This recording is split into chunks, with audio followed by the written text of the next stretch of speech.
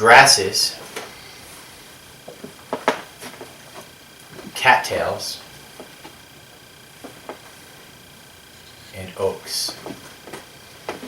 Now, we could probably do a 5-day class just on the big four. But we're working on seasonal availability and in the context of our ancestral or hunter-gatherer nomadic genetic memory, and the emphasis is on building meaningful, authentic connection with the landscape. In other words, going out there, looking at your backyard and knowing what you could use for food / medicine / utility through the seasons. And our emphasis is midsummer. And in and of itself, midsummer, at least here in the Northeast, we're starting to come into a peak of medicinal plants and a lull of edible plants. So the spring was all these fresh greens and all of these things that we'd eat, and they'd flush our systems and get rid of all the gunk that's been storing for winter as we, nestled around the fire and inhaled each other's skin flakes and all that smoke.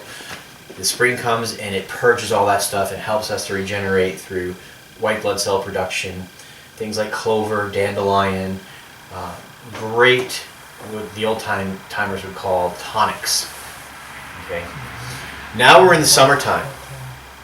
And as we look out at the landscape, and we're going to try a test here, the big four, the pollen has just passed. That superfood of pollen coming off the pines. We could have gathered 2 weeks ago in their tiny little packets and stored them and had just had massive amounts of nutrition. That's gone. But what's emerging now is the resin, the pine resin, a valuable medicinal source as a tea, a decoction, or straight as a people patch. With the grasses, we're going to start off the big four tonight with the grasses. A lot of those succulent tender greens are gone. In fact, over there where you're going to gather some of the more mature grasses, the seeds are mature enough that the snails are climbing up to eat those nutrient-rich seed heads. So when we go to forage for grasses, unlike the grasses we buy in boxes of rice, of oats, of rye, of the other modified grass, corn, we have to be mindful that we can't digest the cellulose structure of grasses. We don't have 3 stomachs like a cow if we eat it raw. But we can use heat to extract those nutrients, and that's what we're going to do. We're going to create a strong decoction. So the difference between an infusion and a decoction is what? Temperature. The decoction requires 10 minutes or so boiling. Okay, temperature is one of the aspects, and then the other one? Duration. Duration, right? So time and temperature. We're going to gather from 2 different places. One is going to be the mature grasses across the street that are growing above your head. The other one is going to be the new shoots coming up after being donkey mowed, right, around the edge of the fenced-in garden area. 2 separate teas, okay? They're going to be prepared the exact same way, and we're going to steep them overnight and have a taste test tomorrow. We'll do like a blind taste test to see if there's a difference between TA and TB. Make sense? So if we could divide into 2 teams, one team is going across the street, you're gathering just the blades. Take your time. Peel off the healthiest looking blades you can in a mindful, slow manner. If you go out there and rush, I don't mind eating snails, but I do mind eating water hemlock. Probably try it once. I'm not sure how many people you're going to be able to share that with. So being mindful to make sure you have a grass, a true grass, and just one leaf that looks great, and this one here, just like you were going to the supermarket and on a full belly and taking your time because you have a meal plan and you're on a diet and you want to get low carb, high protein, whatever it is that you do, right? Paleo. Being mindful that this is going to go into your body, you want the best stuff available. Same with the team that goes to along the garden edge. Succulent, healthy grass blades. Once you have enough that you can barely squish your hands in, both team members have just enough they can barely touch their thumb to their middle finger, we're going to bring them back here and you're going to start slicing them up into little bits about 1 inch long, and we'll have the water on. We'll pour it into we'll put everything in a mason jar, pour the water on top, and then put a cozy over it to let it steep overnight. Anything to add, Chris? All right. Looks like we've got 2 foraging teams. Decide where you're going to go to forage, and we'll meet you in the apothecary Yeah, in sounds 5 minutes. Okay.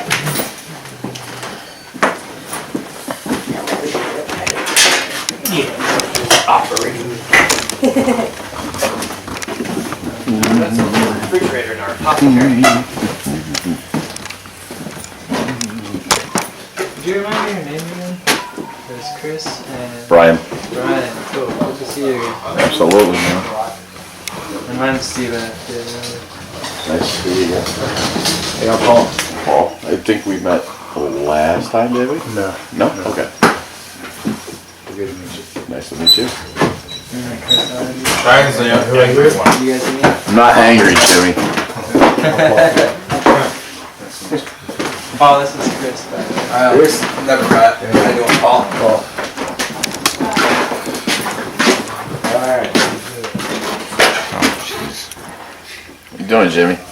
I'm eating my dinner. Jimmy's angry. Look, Jimmy's angry.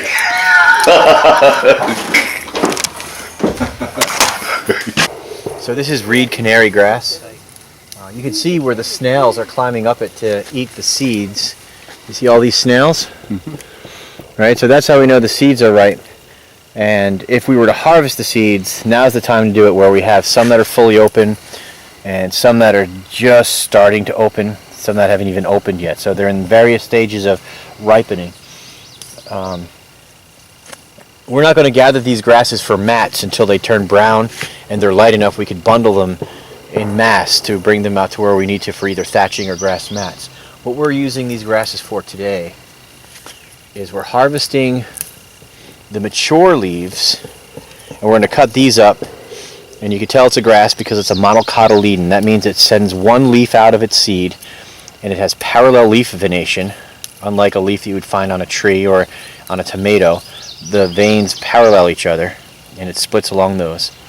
Okay, we're going to chop these up, and we're going to steep it into a hot tea that's going to be covered and insulated overnight. And we're going to compare that, the taste of this mature bladed grass, to some younger shoots that are being gathered around the garden to see if it's a comparable taste.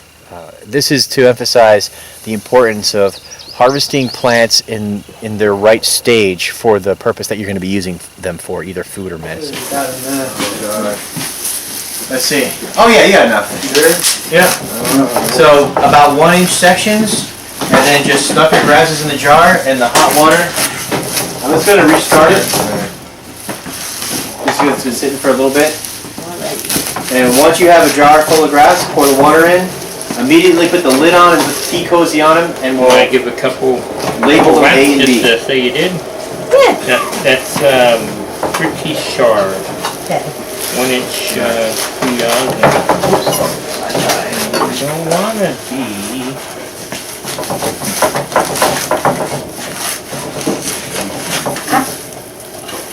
We'll try to keep this experiment as pure as possible, so if you can keep any like digits or plasma out of the jars, that would be excellent.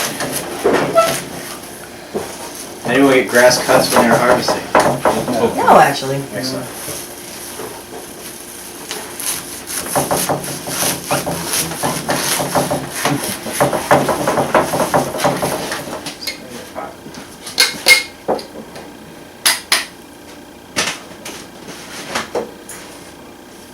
Alright. How do we remember that's that? How are you late? Yeah. We're TB.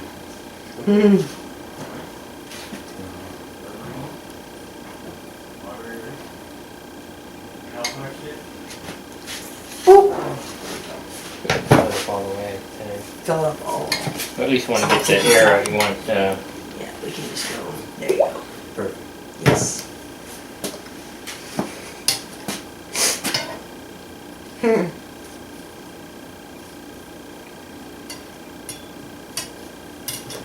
sure there's nothing. You have the rest of that with you. Thanks. So then,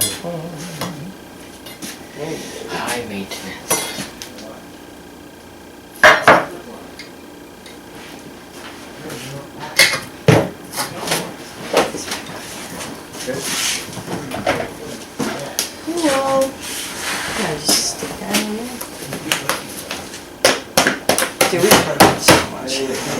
So I come into these experiences with story that can contaminate the outcomes, and the story is, how can I use this, right? So I'm already coming into it with being receptive to, how can I use this if I have whatever it is? And I don't define whatever it is, I listen to what the plant is doing, and this is what I wrote. Ground ivy heated compress for deep warming, stimulating circulation and revitalizing areas. The poultice ground ivy to cool a warm wound. That's referencing Chinese medicine with balancing out extremes. Overnight poultice to slow and reverse damage and support the body's own recovery mechanism. So for me, a heated compress would be for something like that bruise, whereas the cool compress, or excuse me, the cool poultice would be, you already got the bruise. The damage is already done, the cells have been destroyed. We're going to help support white blood cell production and to break up whatever's in there. Nice, cool, slow, methodical overnight. That's what I got from it. And tomorrow we're going to be checking out some more actions, some more phytochemicals and some more properties, and some more applications. And more plants. And more plants. In that order, so that when you go back to, or wherever you go in your journeys, your wanderings, you'll be able to hopefully scratch, smell, taste, and, oh, these are tannins. Or this is the same stuff in berberine. What was that? Oh, I said it. In Japanese barberry. Oh, berberine, right? You'll be able to determine from a place you've never been to before at least 3 to 5 important edible medicinal plants based on their properties. That's the emphasis we're going for in this class, so it's applicable wherever you go. Thus the big four. The big four, any time you go to a place that there's plants, you're going to find hopefully at least 2 of them, if not always 1 of them. And each of these plants, the pines, the grasses, the cattails, the oaks, are important as food and medicine and utility. So there's our first day.